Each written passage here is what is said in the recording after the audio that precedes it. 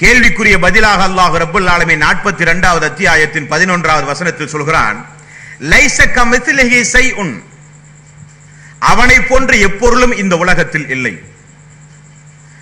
உங்களுடைய கற்பனைக்கு அப்பாற்பட்டவன் தான் அல்லாஹ் ரப்பல் ஆலமீன். 112வது அத்தியாயம் ஒரு 4-5 வசனங்களை உள்ளடக்கி இருக்கிற ஒரு வசனம். குல் ஹுவல்லாஹு அஹத் அல்லாஹு ஸமத் லம் யலித் வலம் யூலத் வலம் யகுல் லஹு குஃபுவன் அஹத். அவனுக்கு நிகராக வேறு ஒன்றுமே இல்லை.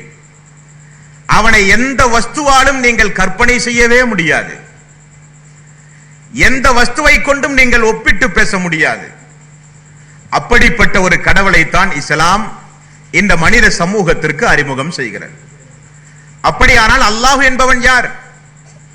அவன் நீரால் படைக்கப்பட்டவனா அல்ல, வாயு மண்டலத்தால் படைக்கப்பட்டவனா அல்ல, திடப்பொருளால் உருவானவனா அல்ல, அவனை வேறு யாராவது படைத்தார்களா அல்ல. அப்படியானால் அவன் யார்? அவன் நம்முடைய கற்பனைக்கு அப்பாற்பட்டிருக்கின்ற வலம் யகுல் லஹு குஃபுவன் அஹத். அவனுக்கு நிகராக இந்த உலகத்தில் ஒன்றுமே இல்லை. லைஸ கமிஸ்லிஹி ஷைஉன், அவனை போல எந்த பொருளும் இந்த உலகத்தில் இல்லை என்று அல்லாஹ் ரப்பல் ஆலமீன் முதலில் தன்னை பற்றி இந்த மனித சமூகத்திற்கு அறிமுகம் செய்கிறான்.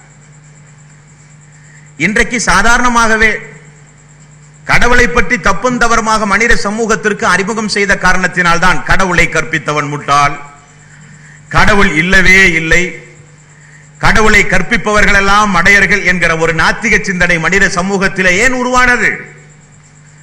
கடவுளை பற்றி, நாம் வணங்குகிற நம்முடைய தெய்வங்களை பற்றி ஒரு தெளிவான பார்வை இந்த மனித